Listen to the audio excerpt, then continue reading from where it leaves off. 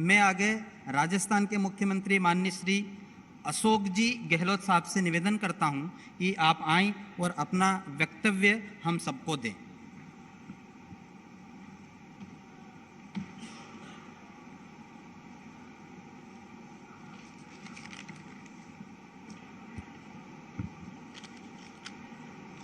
माननीय प्रधानमंत्री श्री नरेंद्र मोदी जी, मध्य प्रदेश के राज्यपाल आदरणीय मंगू भाई पटेल, मध्य प्रदेश के मुख्यमंत्री माननीय शिवराज सिंह चौहान साहब, गुजरात के मुख्यमंत्री भूपेंद्र भाई पटेल साहब, केंद्रीय मंत्री फग्गन सिंह जी कुलस्ते जी, राज्य मंत्री अर्जुन मेघवाल जी,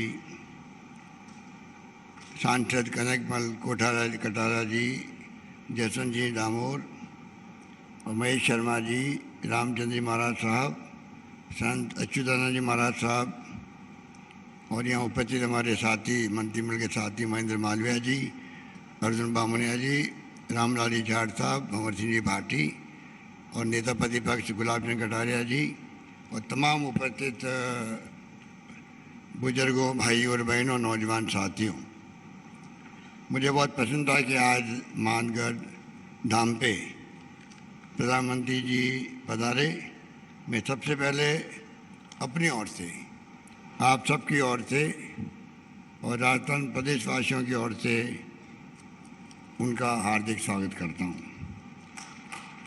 मुझे खुशी है कि आप जानते हैं कि मेवाड़ की धरती, वागड़ की धरती का अपना एक इतिहास रहा है और मानगढ़ धाम ने जो इतिहास रचा है वो देश के स्वर्णिम अक्षर में लिखा गया है।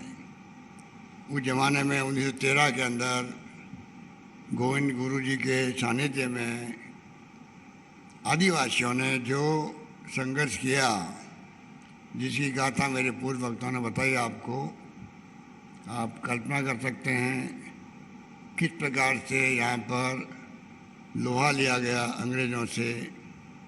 1500 से अधिक लोग आदिवासी भाई बहन मारे गए। तो आप सोच सकते हो कि आदिवासियों का जो इतिहास है वो महान इतिहास है और मैं समझता हूँ कि जितनी खोज की जाए उतनी आपको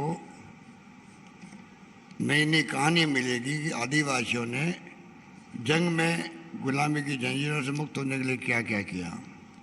पाल ददभाव जो गुजरात में है, बनासकांठा में, वहाँ पे भी आदिवासियों का नरसंहार हुआ था। 100 साल पूरे हो गए, उसको भी 1922 में हुआ था। तो मेरे ख्याल से जहाँ जहाँ आदिवासी रहते हैं, चाहे बिरसा मुंडा की बात करें,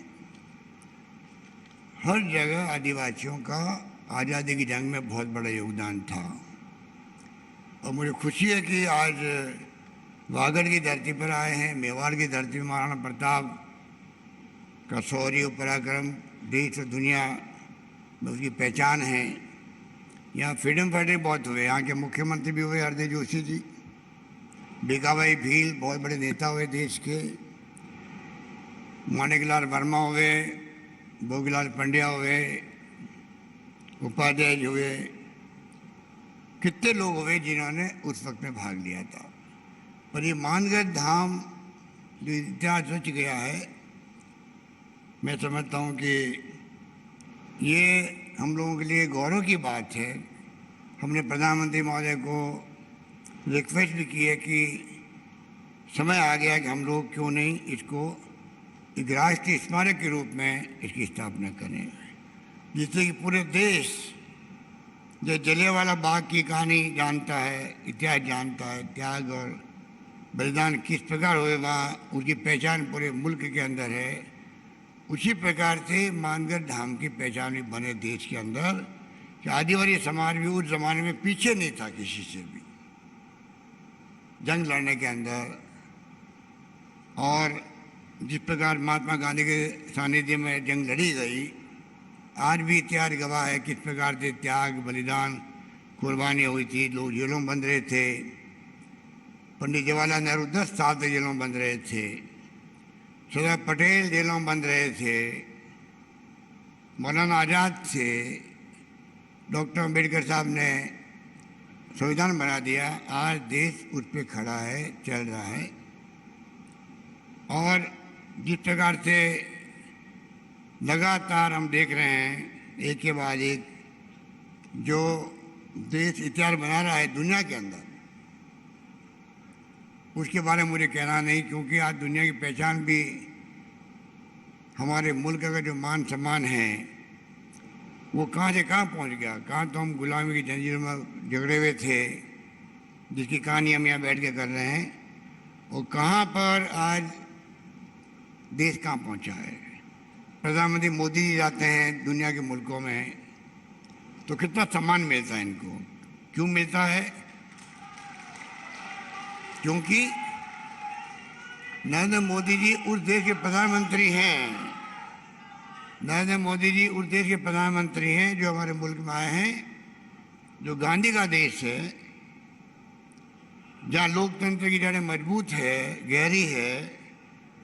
70 साल के बाद में वहाँ लोकतंत्र जिंदा रहा है। ये दुनिया को एहसास होता है तो उनको गर्व होता है कि उन देश का प्रधानमंत्री मोदी जी हमारे मुल्क में आ रहे हैं। तो आप सोच सकते हो कि किस प्रकार से ये देश आगे बढ़ा है। और कहाँ बांसवाड़े की बात करें तो मामा बालेश्वर जी का नाम अभी ले रहे थे मोदी जी। इनको ज्ञान है कि मामा बालेश्वर का क्या योगदान था। गोविंद गुरु के बाद में किस प्रकार से उन्होंने लगातार जागृति का काम किया, लोगों को जगाने का काम किया। और मैं समझता हूँ नाथू भाई भगत, हीरा भाई मेंबर पार्लियामेंट थे, किसी ने कमी नहीं रखी। और सभा बना करके जो गोविंद गुरु ने प्रयास किए, उनको जेल जाना पड़ा, 8-10 साल तक जेलों में रहे। आप कल्पना कर सकते हो कि गोविंद गुरु का जो योगदान है उनको देश कभी भूल नहीं पाएगा। इस मौके पर क्योंकि समय की सीमा है, प्रधानमंत्री जी को बोलना भी है, जाना भी है, तो मैं खाली 2 बातें कह के अपनी बात समाप्त करना चाहूँगा। राजस्थान सरकार, मैं प्रधानमंत्री जी को कहना चाहूँगा, हम लोग आदिवासियों के लिए भी शिक्षा के क्षेत्र में यहाँ विश्वविद्यालय खोला गया है। बांसवाड़ा के अंदर शिक्षा के क्षेत्र में हम लोग सभी तरह से कॉलेजेस खोल रहे हैं, उनका जाल बिछा रहे हैं। स्वास्थ्य सेवा में बहुत हम आगे निकल गए हैं। बल्कि मैं आपसे आग्रह करूंगा कि आप अगर हमारा मॉडल जो राजस्थान का चिरंजीव योजना का, उसका अगर आप एग्जामिन करवाएंगे तो हो सकता है कि आप उसको पूरे देश में लागू करना चाहेंगे। पूरी तरह हमने right to health, universal health services देने का प्रारंभ किया राजस्थान के अंदर। उसका लोगों ने स्वागत किया।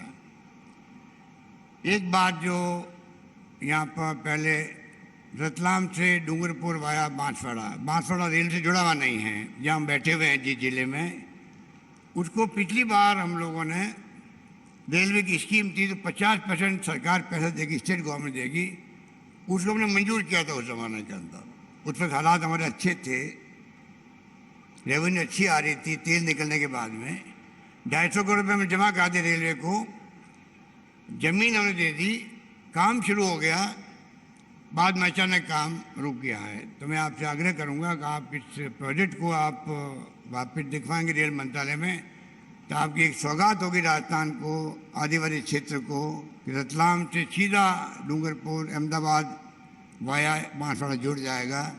और ये मानकर धाम में लोग आएंगे, उनको बहुत बड़ी सुविधा मिल जाएगी।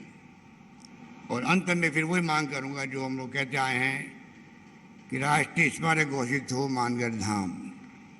मुझे खुशी है कि प्रधानमंत्री जी आपने अभी 4-5 दिन पहले ही इसके बारे में जानकारी प्राप्त करी है। आपने राजस्थान के, गुजरात के, मध्य प्रदेश के चीफ सेक्रेटरी से बात करी है, वीडियो कॉन्फ्रेंसिंग स्वयं ने बात करी, आपने स्वयं ने बात करी है। इसके मायने होते हैं, इसका मतलब है आपके दिलो दिमाग के अंदर ये बात रही है कि मैं 1 तारीख को जाऊंगा मानगढ़ धाम, तो इसके बारे में जानकारी प्राप्त करके जाऊं। मैं अपनी ओर से, आप सबकी ओर से, यहाँ बैठे हुए लोग हैं उनकी तरफ से, और तमाम प्रदेशवासियों की तौर से मैं आपसे आग्रह करता हूँ, निवेदन करता हूँ कि आप मानगढ़ धाम को राष्ट्रीय स्मारक का दर्जा दें। ये बात कहता हूँ, मैं अपनी बात समाप्त करता हूँ। धन्यवाद। जय हिंद। धन्यवाद।